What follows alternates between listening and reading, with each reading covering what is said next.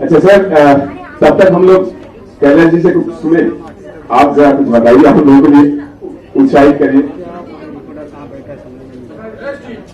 क्या mic check कर लो।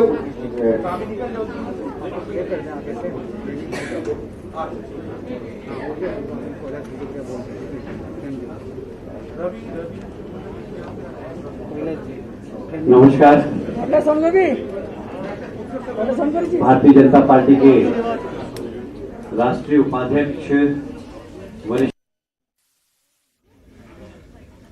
बंगाल से आप लोगों की आवाज को राज्यसभा में बुलंद करने वाले सपंदा, हमारे मालदा के बहुत ही लोकप्रिय सांसद आदरणीय खगेन मुर्मू जी, हमारी अंजना जी, सरवोरी जी,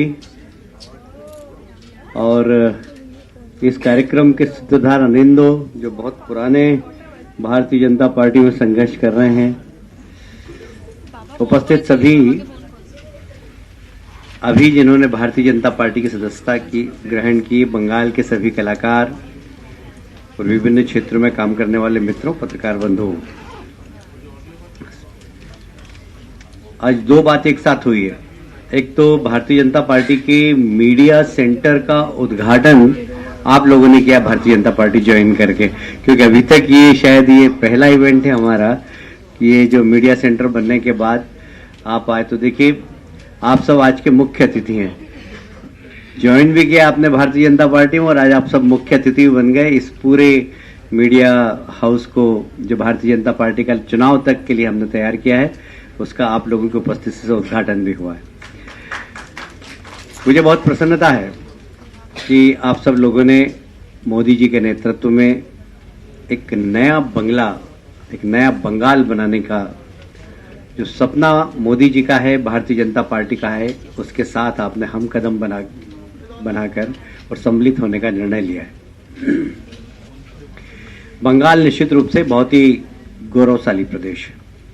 यदि हम इतिहास देखें बंगाल का तो बहुत गौरवशाली है, और हम अगर स्वतंत्रता के पहले का बंगाल, स्वतंत्रता के बाद का बंगाल, उसको अगर हम डिफरेंशिएट करें तो हम देखेंगे कि स्वतंत्रता के पहले बंगाल बहुत ऊंचाई पर था। स्वतंत्र हुआ भारत, उसके बाद धीरे धीरे धीरे धीरे बंगाल अपनी पहचान खोता जा रहा है। निश्चित रूप से बंगाल ने बहुत दिया है देश को, और हर क्षेत्र में दिया है, चाहे आप स्वतंत्रता संग्राम की लड़ाई हो, या हम आध्यात्मिक जगत के लोगों को बात करें तो चैतन्य महाप्रभु और स्वामी विवेकानंद, और इस देश का राष्ट्रगीत यदि बना है तो वो बंगाल में बना है। वह वंदे मातरम का नारा, जिसको लगाने से हमारे क्रांतिकारियों का खून उबल जाता था और अंग्रेज घबरा जाते थे वंदे मातरम के नारे से, वह नारा यदि कहीं से शुरुआत हो तो बंगाल से दिया। हालांकि अब परिस्थितियां बदल गई है, अब बंगाल में वंदे मातरम के नारे से अंग्रेज डरते थे, पर अब बंगाल में जय श्री राम के नारे से ममता जी डरने लगी है। परिस्थितियां ऐसी हो गई हैं, और इसलिए मुझसे किसी पत्रकार ने पूछा था कि आप धार्मिक आयोजन कर रहे हैं, तो मैंने कहा ये धार्मिक आयोजन नहीं है, धार्मिक नारा भी नहीं है।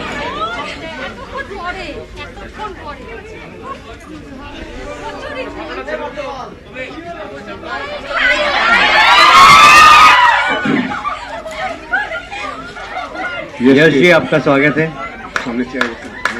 तालियां बजाकर यश का स्वागत करें। एक मिनट,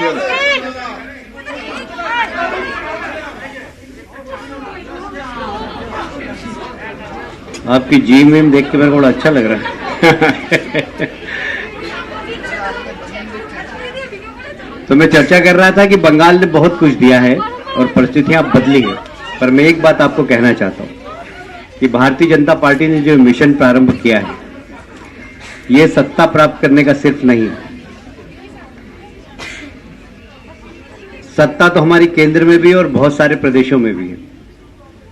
यहां पर बंगाल को बचाने के लिए भारतीय जनता पार्टी काम कर रही है। यदि इसी प्रकार बंगाल चलता रहा जैसे 4 दशक से चल रहा है तो बंगाल अपनी अस्मिता भूल जाएगा, और इसलिए बहुत जरूरी है कि बंगाल को बचाया जाए, वो बचाने के बाद उसका डेवलपमेंट किया जाए।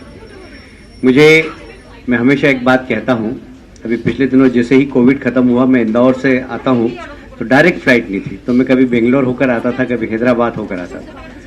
मैं हैदराबाद में जैसे ही उतरता था और बंगाल के लड़के मुझे घेर लेते थे एयरपोर्ट पे कि आप कैलाश विजयवर्गीय, बोले आप जल्दी से सरकार बनाइए, हम हमारे माँ बाप से दूर यहाँ पर नौकरी कर रहे हैं, हमारे माँ बाप के पास जाकर हम नौकरी करना चाहते हैं। बंगाल में नौकरी नहीं है इसलिए हम यहाँ पर हैं। सेम बेंगलोर में भी, सेम हैदराबाद में, बंगाल के लड़के पढ़ने के बाद उनको यहाँ पर रोजगार नहीं मिल रहा, इसलिए कि यहाँ पर पिछले 10 वर्षों में कोई बड़ा इंडस्ट्री नहीं आई।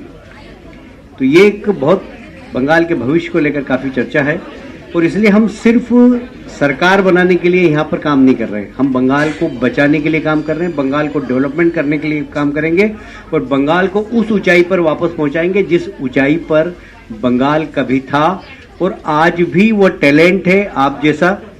सिर्फ उनको सही प्लेटफॉर्म की आवश्यकता है और आप बिल्कुल सही प्लेटफॉर्म पर हैं।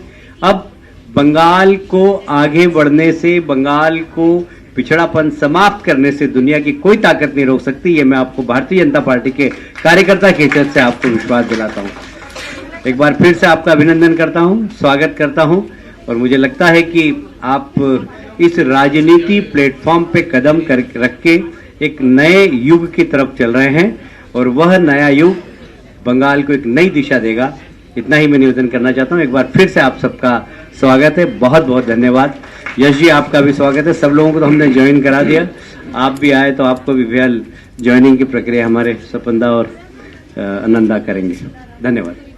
তো এতক্ষণ স্বপন দাশগুপ্ত, মাননীয় স্বপন দাশগুপ্ত যে সারপ্রাইজের কথা বলছিল আপনারা নিশ্চয়ই বুঝতে পেরে গেছেন যশ দাশগুপ্ত হচ্ছে সেই সারপ্রাইজ। যশ দাশগুপ্তকে মঞ্চে আসার জন্য অনুরোধ করছি। আমরা সবাই জানি যে বোঝে না সে বোঝে না এবং টোটাল তাগিরি খ্যাত যশ দাশগুপ্ত।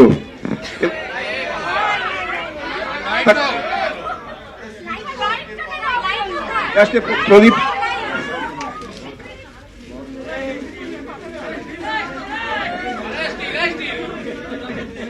कैलाश जी, अब मुकुल रॉय एवं स्वपन दाशगुप्त।